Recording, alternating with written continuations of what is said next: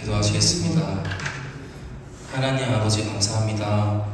오늘도 이 예배의 자리 가운데 불러주셔서 하나님께 찬양하고 영광 돌리며 예배드릴 수 있게 인도해 주심에 감사를 드립니다. 이 시간 우리가 살아가는 모든 날들이 또 우리가 누리는 모든 것들이 다 주님의 은혜임을 고백하며 감사와 기쁨으로 찬양하고 예배하게 하옵소서. 감사합니다. 예수님의 이름으로 기도드립니다. 아멘.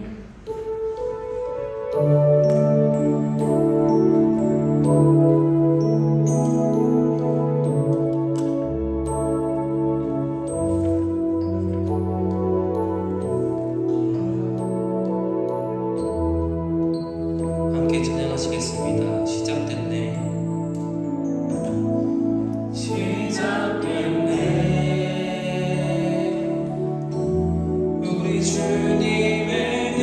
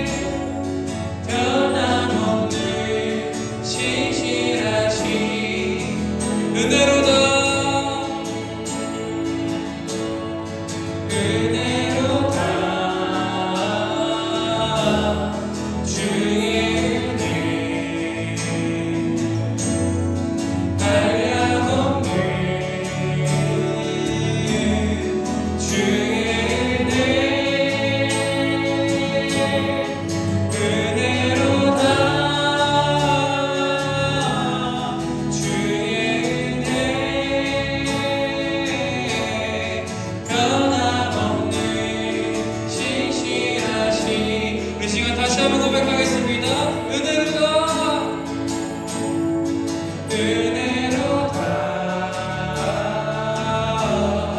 주의 은혜 한없는 주의 은혜 은혜로다 주의 은혜 변함없는 신실하신 주의 은혜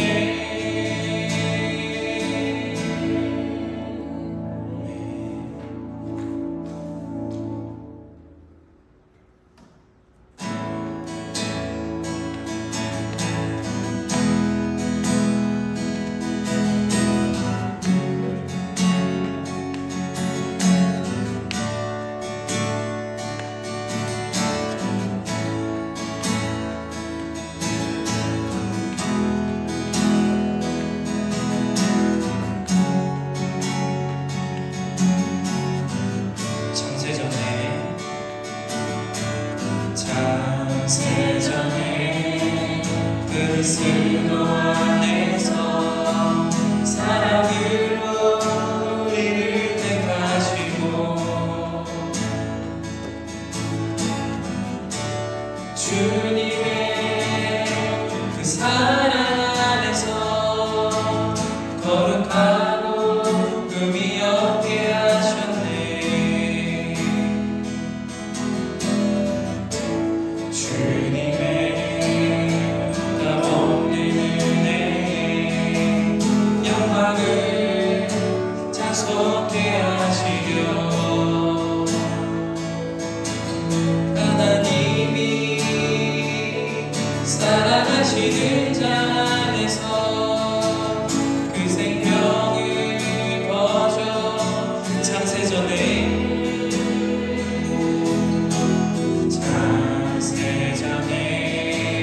그리스도 안에서 사랑으로 우리를 택하시고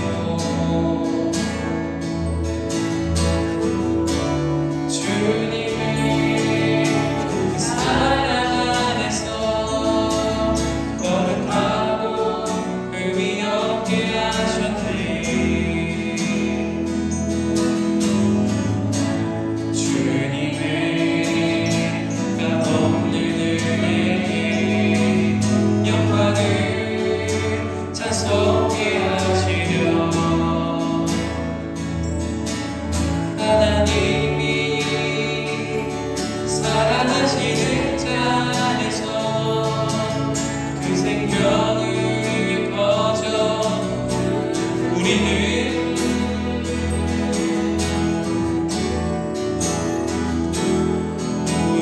그리스도 안에서 그는 풍성한 나라 그의 피로 말미암아 죄 사랑받았네. 그 기쁘신 뜻대로 우리를 예정하사 주 예수로 말미암아 자녀가 되었네.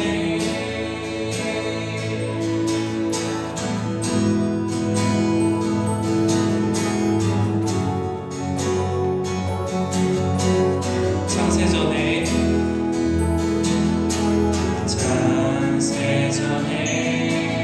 그리스도 안에서 사랑으로 우리를 택하시고 주님의 그 사랑 안에서 거룩하고 의미 없게 하셨네.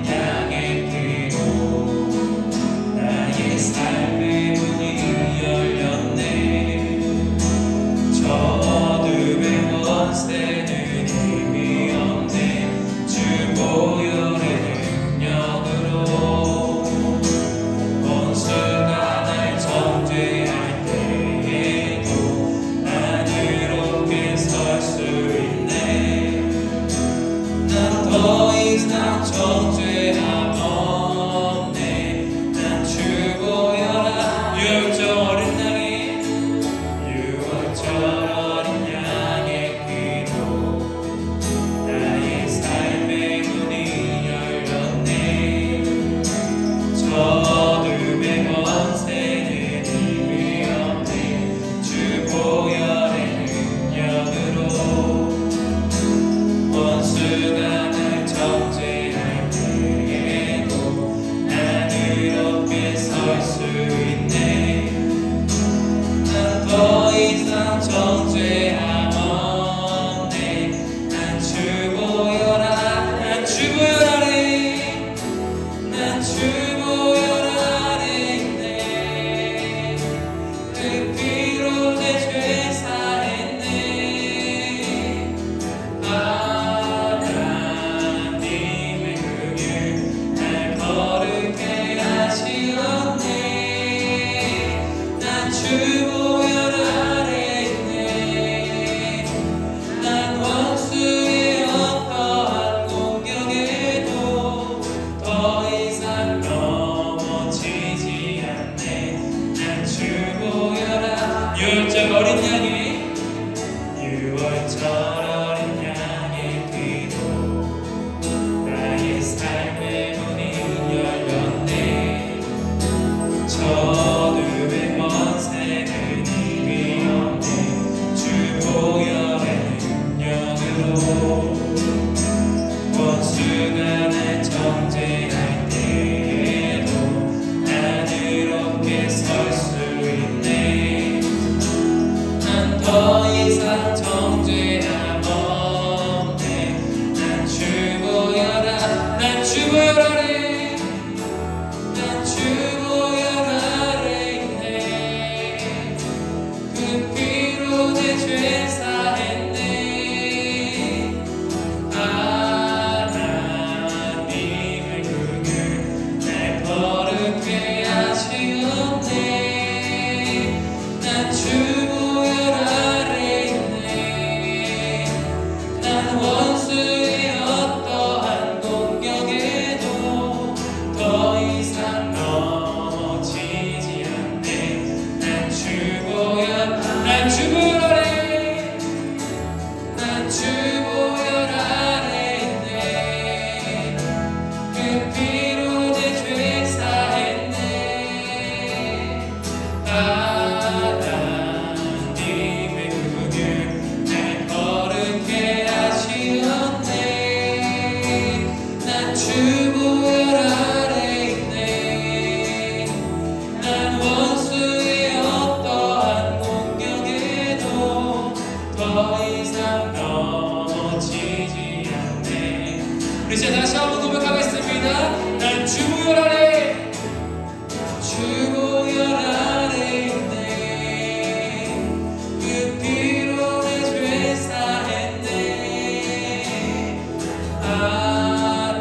하나님의 긍휼 날 거룩해 하시었네. 난 주보혈 아래 있네. 난 원수의 어떠한 공격에도 더 이상 넘어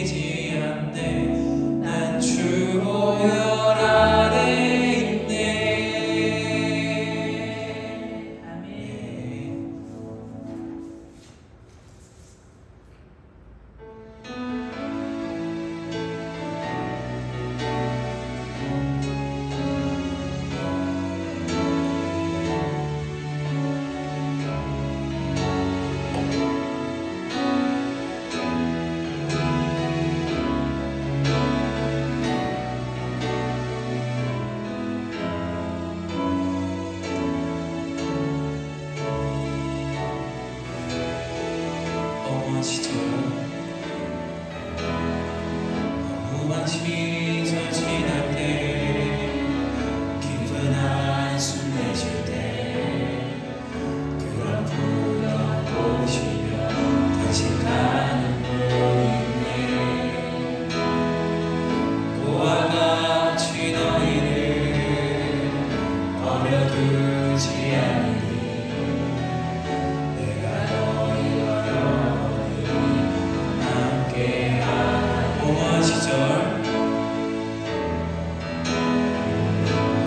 시절 지날 때 깊은 한숨 내쉴 때 그런 풍경 보시며 다시 가는 분인데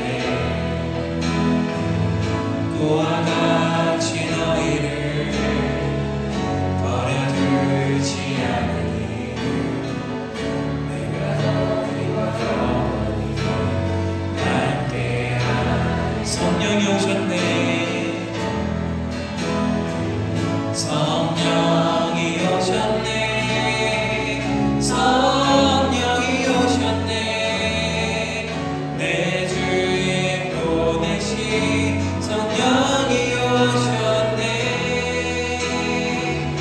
우리 인생 가운데 친히 찾아오셔서 그 나라 꿈꾸게 하. 성령이 오셨네. 성령이 오셨네. 성령이 오셨네. 내 주에 보내신 성령이 오셨네. 우리 인생 가운데 친히 찾아오셔서 그 나라 꿈꾸게 하. 억눌린 자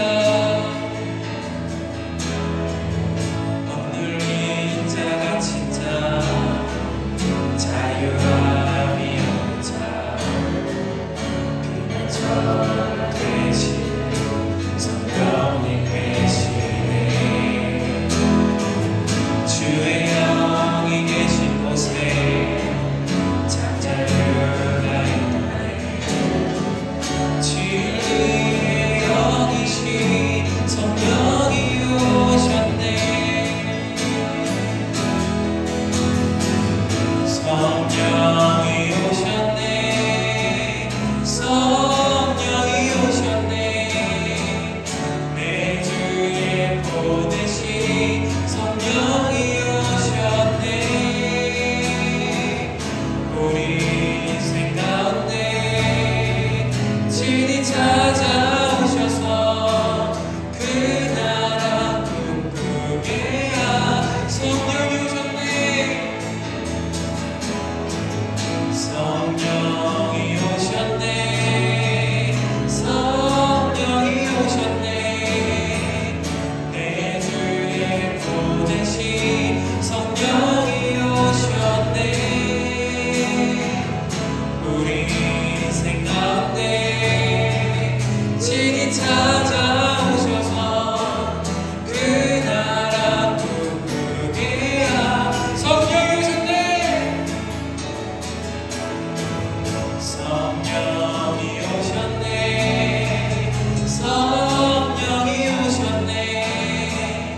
내 주에 보내신 성령이 오셨네. 우리 인생 가운데 친히 찾아오셔서 그 나라 꿈꾸게 하시네. 성령이 오셨네. 성령이 오셨네. 내 주에 보내신 성령이 오셨네. 우리 인생 가운데 친히 찾아오셔서 그 나라 꿈꾸게 하시네.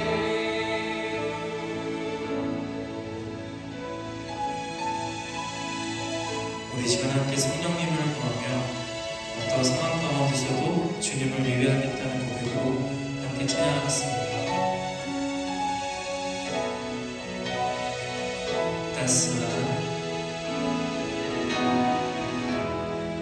따스한 성령님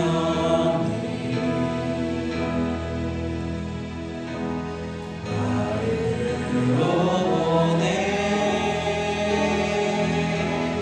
내 몸을 감싸며 주어지는 평안함 만족함을 따스한 성령님 따스한 성령님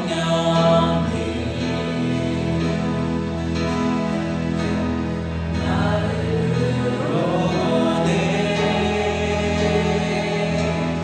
내 몸을 감싸며 주어지는 평안함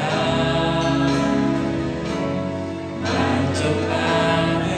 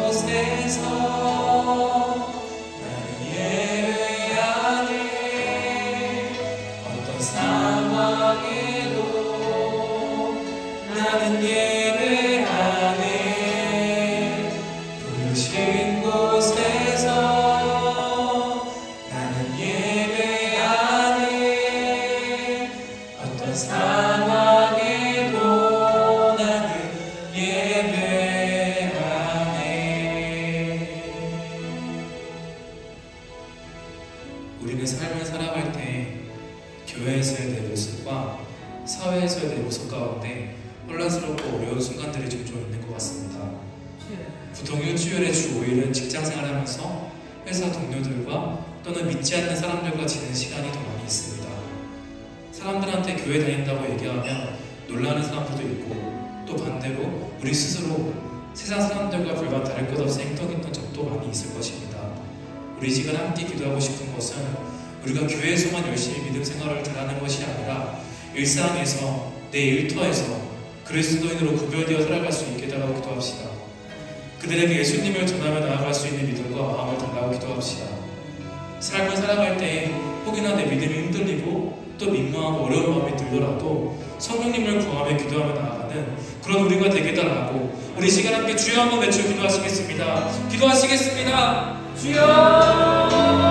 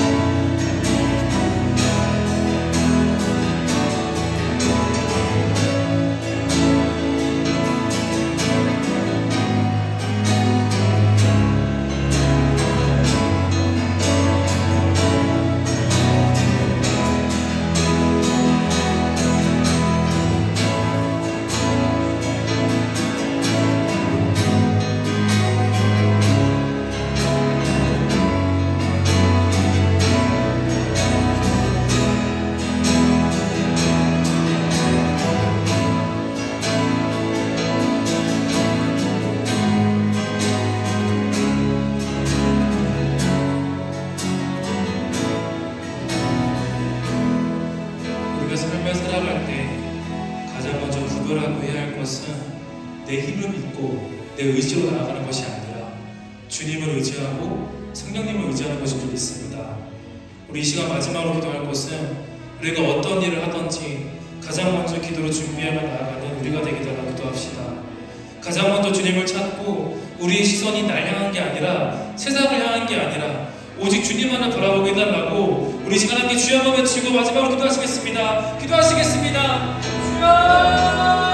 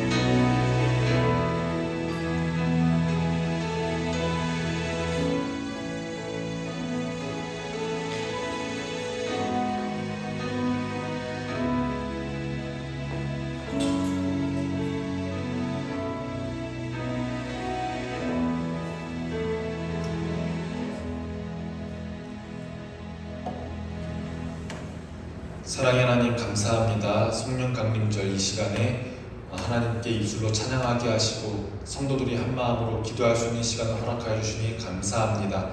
우리의 찬양이 우리의 기도가 땅에 떨어지는 것이 아니라 주님께 연락되게 하여 주시옵소서. 이제 하나님의 말씀을 봅니다. 이 말씀 따라서 살아갈 수 있는 교인, 우리 본향교회 교인들 되게 하여 주시옵소서. 예수님 이름으로 기도합니다. 아멘. 오늘 우리에게 주시는 말씀은 사도행전 4장 13절부터 31절까지 신약 192쪽 사도행전 4장 13절부터 31절까지입니다.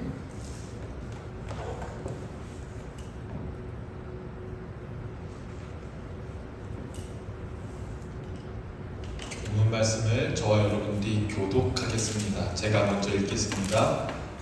그들이 베드로와 요한이 담대하게 말함을 보고 그들을 본래 학문 없는 범인으로 알았다가 이상히 여기며 또 전에 예수와 함께 있던 줄도 알고 또 병 나은 사람이 그들과 함께 서 있는 것을 보고 비난할 말이 없는지라. 명하여 궁회에서 나가라 하고 서로 의논하여 이르되 이 사람들을 어떻게 할까? 그들로 말미암아 유명한 표적 나타난 것이 예루살렘에 사는 모든 사람에게 알려졌으니 우리도 부인할 수 없는지라. 이것이 민간에 더 퍼지지 못하게 그들을 위협하여 이후에는 이 이름으로 아무에게도 말하지 말게 하자 하고 그들을 불러 경고하여 도무지 예수의 이름으로 말하지도 말고 가르치지도 말라 하니 베드로와 요한이 대답하여 이르되 하나님 앞에서 너희의 말을 듣는 것이 하나님의 말씀을 듣는 것보다 옳은가 판단하라. 우리는 보고 들은 것을 말하지 아니할 수 없다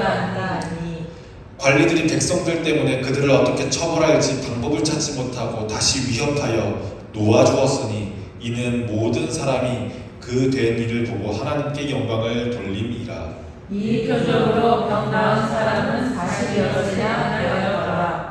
네, 이렇게 한 이야기가 마무리되고 다음 이야기가 시작됩니다. 사도들이 노임에 그 동료에게 가서 제사장들과 장로들의 말을 다 알리니 그들이 또 한 마음으로 하나님께 소리를 높여 이르되 대지되어 천지와 바다와 그 가운데 만물을 지은 이시오. 또 주의 종 우리 조상 다윗의 입을 통하여 성령으로 말씀하시기를 어찌하여 열방이 분노하며 족속들이 허사를 경영하였는고 세상에 그런 일이 나서며 관리들이 함께 모여 주와 그의 그리스도를 대적하더라 하시니로소이다. 과연 헤롯과 본디오 빌라도는 이방인과 이스라엘 백성과 합세하여 하나님께 기름 부으신 거룩한 종 예수를 거슬러 하나님의 권능과 뜻대로 이루려고 예정하신 그것을 행하려고 이 성에 모여나이다. 주여 이제도 그들의 위협함을 굽어보시고 또 종들로 하여금 담대히 하나님의 말씀을 전하게 하여 주시오며 손을 내밀어 병을 낫게 하시옵고 표적과 기사가 거룩한 종 예수의 이름으로 이루어지게 하옵소서 하더라. 다 함께 읽겠습니다. 빌기를 다함에 모인 곳이 진동하더니 우리가 다 성령이 충만하여 담대히 하나님의 말씀을 전하니라. 아멘. 네, 우리 지난주에 오후 찬양 예배 시간에 나눴던 말씀 기억하시죠? 제자들이 마가의 다락방에 모였더니 성령을 받는 장면들 우리가 보았습니다. 그리고 당연히 그 자리에는 당연히 그 마가의 다락방에는 오늘 말씀의 주인공 가장 가까웠던 제자들 베드로와 요한도 당연히 그 마가의 다락방에 있었습니다. 성령을 받고 나서 베드로와 요한은 완전히 달라졌습니다. 한번 성경책 앞을 보시겠어요? 사도행전 3장 1절부터 10절까지 보시면 베드로와 요한이 무엇을 합니까? 걷지 못한 자를 그쵸 그렇습니다. 걷지 못하는 사람을 예수의 이름으로 일으키는 장면이 나옵니다. 이것은 우리가 복음서에서 많이 보던 장면입니다. 예수님께서 하시던 것처럼 말씀과 권능으로 병든 자를 아픈 자를 고치는 일을 하게 됩니다. 언제 이후부터요? 성령을 받은 이후부터요. 그리고 10절 이후부터 11절부터 26절까지의 말씀을 보면 더 놀라운 일이 펼쳐집니다. 여러분 기억하시죠? 예수님께서 잡히시던 밤에 한 어린 소녀 앞에서 베드로가 무엇을 했는지요? 나는 그를 정말로 알지 못해. 나 예수 몰라. 나 그 사람의 제자도 아니야. 3번이나 부인했던 베드로였잖아요. 그리고 예수님을 그리스도라고 고백했지만 정작 예수님의 고난과 죽음은 이해하지 못하여서 사탄아 물러가라. 꾸짖음들은 예수님을 올바른 메시아로 이해하지 못한 베드로였잖아요. 그런데 지금 베드로는 성전 옆에 있는 솔로몬 행각이라는 곳에 서 있습니다. 행각이 어떤 곳이냐면 기둥들이 이렇게 있어요. 기둥들이 있고 그 기둥들이 지붕으로 덮여져 있는 큰 복도나 원형 같은 곳입니다. 보통 성전 주변에 있는 공공장소, 사람들이 오가는 공간입니다. 그러니 지중해 그 중동의 태양이 쨍쨍 내려질 때 우리는 우리 한국 사람들은 공원에 있지만 그곳 사람들은 지붕 안에 이렇게 모여서 대화도 하고 물건도 주고받고 하는 그런 장소가 바로 행각입니다. 이 행각에서 모여있는 수많은 군중들에게 베드로는 지금 예수님을 담대히 전하고 있습니다. 한 소녀 앞에서도 예수님 이름도 못 꺼내던 베드로가 수많은 사람 앞에서 설교를 하고 있습니다. 이전과는 완전히 다른 모습입니다. 놀라운 변화입니다. 성령을 받자 베드로와 요한, 이 제자들은 누가 하던 일을 고스란히 하고 있습니다. 예수님께서 하시던 일, 가르치고 고치고 전파하는 사역을 그대로 이어서 하고 있습니다. 이전까지는 숨어 있었거든요. 예수님이 죽으신 뒤로, 다시 살아나신 뒤로도 이전까지는 모여서 숨어 있었거든요. 그런데 이렇게 노골적으로 대외적으로 활동하다니, 당연히 이 이야기들은 누군가를 고쳤다느니, 어디에서 설교를 했다느니, 이 이야기는 대제사장과 유대교 지도자들, 장로와 서기관들의 귀에 들어가게 됩니다. 바로 체포할 수 있습니다. 그래서 대제사장들은 이들을 잡아 공회로, 여기에 공회의 이름은 안 나오는데 아마 사내들인 공회일 겁니다. 공회로 끌고 갑니다. 여기서 잠깐 공회가 무엇인지 설명해 드리는 게 좋을 것 같습니다. 지금 우리 대한민국은 종교와 정치 중에서도 사법이 분리되어 있습니다. 그러니까 무슨 말이냐면, 법원에 계신 분이 기독교인일 수도 있고 불교인일 수도 있고 종교가 없으신 분이어도 전혀 상관없습니다. 왜냐고요? 정치와 종교가 분리되어 있으니까 전혀 상관이 없어요. 그렇죠? 그런데 당시 유대 사회에서는 재판을 하는 사람들, 그러니까 사법하는 사람들, 법을 집행하는 사람들이 누구냐면 대제사장과 장로들이었습니다. 그러니까 이건 죄다, 이건 죄가 아니다 라고 판단하는 사람이 대제사장과 제사장, 장로들이었습니다. 그런데 그 공회는 유대인의 종교 재판기관 중에 가장 높은 종교 재판기관입니다. 그러니까 우리식으로 말하면 대법원, 고등법원이 되겠습니다. 그러니까 이제 유죄 판결을 받을 것만 같은 상황입니다. 베드로와 요한이 간이 배 밖으로 나와서 지금껏 잘 숨어 있었는데 성령을 받았더니 밖에 나와서 옛날에 예수님께서 하셨던 것처럼 사람을 고치고, 옛날에 예수님께서 하셨던 것처럼 사람들 많은 곳에서 복음을 전하고 하니까 바로 재판받을 수밖에 없습니다. 무섭습니다. 베드로는 더 무서울 겁니다. 왜? 사람 한 명 앞에서도 겁을 내서 예수님을 못 전했었거든요. 그런데 이 공회에서 죽음을 받을 때에도 베드로와 요한은 겁을 먹지를 않습니다. 그렇게 도망다니던 사람들이, 그렇게 겁먹던 사람들이 부활하신 예수님을 만나고 성령을 받은 이후로는 겁을 먹지 않습니다. 오히려 우리를 심판하는 사람들 앞에서 예수님의 죽으심이 우리의 구원되었다는 것을 내가 말 안 할 수가 있겠냐고요 라고 큰 소리로 말합니다. 그래서 사도행전 4장 13절을 보면 공회 재판관들이, 공회 사람들이 두 사람을 보고 놀라워합니다.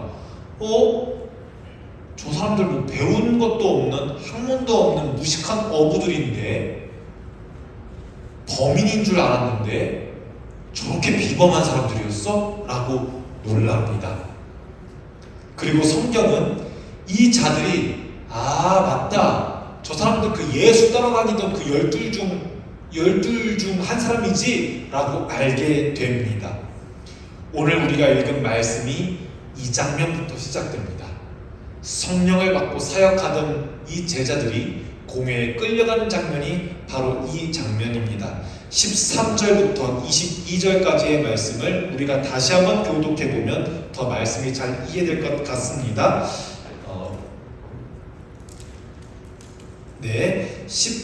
13절부터 22절까지 공회에 끌려온 베드로와 요한이 어떻게 행동하는지, 겁쟁이였던 베드로가 어떻게 행동하는지 다시 한번 보겠습니다. 제가 먼저 읽습니다. 여기서 그들은 공회 사람들입니다. 그들이 베드로와 요한이 담대하게 말함을 보고 그들을 본래 학문 없는 범인으로 알았다가 이상히 여기며 또 전에 예수와 함께 있던 줄도 알고 또 병 나은 사람이 그들과 함께 서 있는 것을 보고 비난할 말이 없는지라. 네, 정말로 병 나은 사람이 옆에 있으니 잘못한 게 없어서 뭐라도 추궁할 게 없습니다. 그래서 그냥 나가라 라고 말합니다. 명하여 공회에서 나가라 하고 서로 의논하여 이르되 이 사람들을 어떻게 할까? 그들로 말미암아 유명한 표적으로 나타난 것이 예루살렘에 사는 모든 사람에게 알려졌으니 우리도 부인할 수 없는지라. 이것이 민간에 더 퍼지지 못하게 그들을 위협하여 이후에는 이 이름으로 아무에게도 말하지 말게 하자 하고 그들을 불러 경고하여 도무지 예수의 이름으로 말하지도 말고 가르치지도 말라 하니. 네, 이 표적을 예루살렘에 사는 모든 사람들이 알게 됐으니 우리로 치면은 종로 한복판, 신촌 한복판에서 모든 사람들이 다 본 거예요. 그러니 야, 너네들 이 집 더 이상 하고 다니지 말어. 다시 예수 전하지 말어. 우리 어떻게 죽였는데 다시 전해. 지금 이렇게 말하고 다시 내보내는 거거든요. 베드로와 요한이 이전 같았으면 네 알겠습니다 이랬을 텐데 19절 제가 읽습니다. 베드로와 요한이 대답하여 이르되 하나님 앞에서 너희의 말을 듣는 것이 하나님의 말씀을 듣는 것보다 옳은가 판단하라. 우리는 보고 들은 것을 말하지 아니할 수 없다 하니. 관리들이 백성들 때문에 그들을 어떻게 처벌할지 방법을 찾지 못하고 다시 위협하여 놓아주었으니 이는 모든 사람이 그 된 일을 보고 하나님께 영광을 돌림이라. 이 표적으로 병 나은 사람은 46세나 되었더라. 아멘. 네, 이렇게 베드로와 요한은 공회에서 풀려나게 됩니다. 결국 사도들은, 베드로와 요한을 포함한 사도들은 공회로부터 풀려납니다. 선생님은 공회에 끌려가신 이후에 죽으실 수밖에 없었는데 제자들은 풀려납니다. 정말 다행이고 정말 감사한 일입니다. 그리고 그 후에 이들은, 베드로와 요한은 곧장 다른 제자들, 다른 사도들에게 가 이 일을 감사하려고 함께 무엇을 하냐면 기도합니다. 사도행전 4장 24절을 보면 한 마음으로 하나님께 소리 높여 기도했다고 말합니다. 우리가 예수님의 이야기를 다 보고 부활하신 예수님께서 제자들이 만난 이야기를 다 보고 우리가 앞으로는 교회가 어떤 장소인지 보기로 했습니다. 오늘 오전에는 이야기했습니다. 교회는 정해져 있는 것이 아니라 지음 받아져 가는 곳이라고 이야기했습니다. 오늘 사도행전 본문은 이야기합니다. 교회는 모여서 무엇을 하는 곳이구나? 기도하는 곳이구나. 그런데 서로 다른 마음으로 기도하는 것이 아니라 한 마음으로 기도하는 곳입니다. 그렇습니다. 교회는 한 마음으로 기도하는 곳입니다. 본문은 이렇게 말합니다. 교회는 한 마음으로 기도하는 곳이다. 그렇다면 우리도 이 시간 함께 기도하는 시간을 가지면 좋겠습니다. 우리 본향교회를 위하여서, 그리고 서로의 기도 제목을 나누는 교우들의 기도 제목을 위하여서, 가정을 위하여서, 교회 안에 실족한 성도들, 아픈 성도들을 위하여서 우리도 기도하면 좋겠습니다. 누구처럼? 사도들처럼, 초대교회 성도들처럼 기도하면 좋겠습니다. 이 기도의 자리 가운데 성령님께서 역사하실 줄로 믿고 우리가 주님의 이름 한번 부르짖고 함께 통성으로 기도하겠습니다. 우리가 한 마음으로 기도할 수 있는 교회에 모이게 하신 것 감사합니다.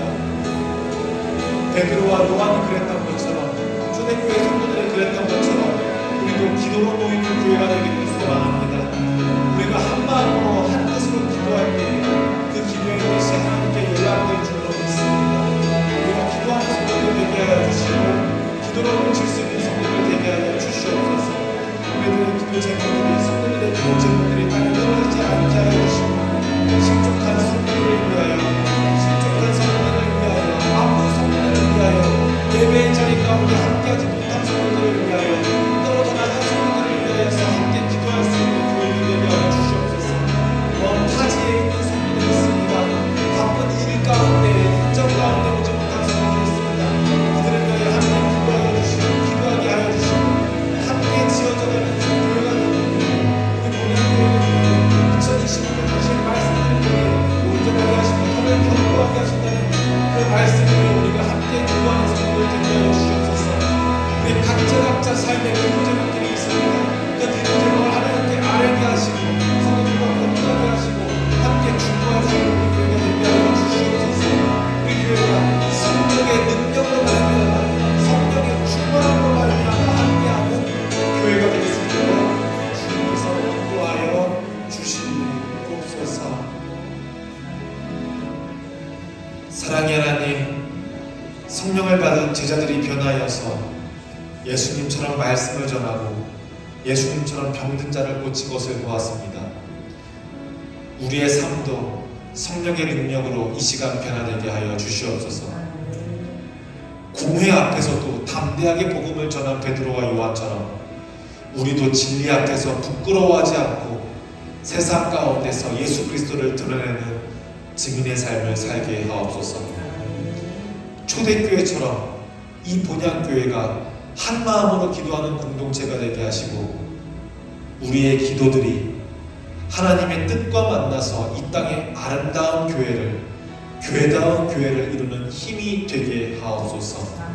예수 그리스도의 이름으로 기도합니다. 아멘.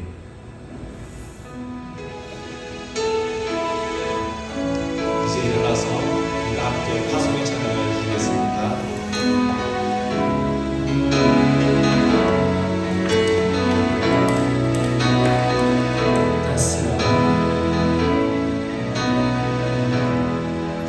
따스한 성령님,